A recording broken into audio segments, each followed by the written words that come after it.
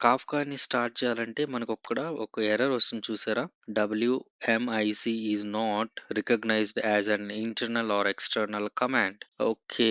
ఇదెందుకు వస్తుందంటే ఇది విండోస్ ఫీచర్ అనమాట. బై డిఫాల్ట్‌గా విండోస్‌లో ఇన్‌స్టాల్ చేయట్లేదు. మనం ఇన్‌స్టాల్ చేద్దాం. సో, సెట్టింగ్స్‌లోకి వెళ్ళి ఇక్కడ జస్ట్ టైప్ చేయండి ఫీచర్ అని. ఎందుకంటే ఇది ఒక విండోస్ ఫీచర్. సో, ఇది ఆప్షనల్ ఫీచర్స్ అని ఉంది కదా! సో, దాంట్లోకెళ్ళి వ్యూ ఫీచర్స్ పై క్లిక్ చేస్తే యూజర్ అకౌంట్ కంట్రోల్ అనేది పాపప్ ఓపెన్ అవుతుంది. యెస్ పై క్లిక్ చేద్దాం.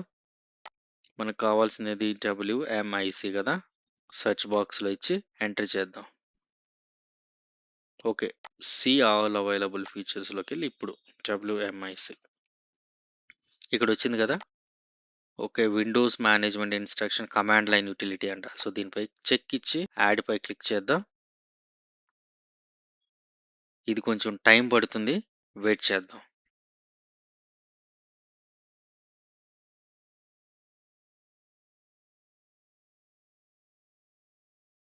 సో, డబ్ల్యూఎంఐసీ యాడ్ అయిపోయింది ఒకసారి.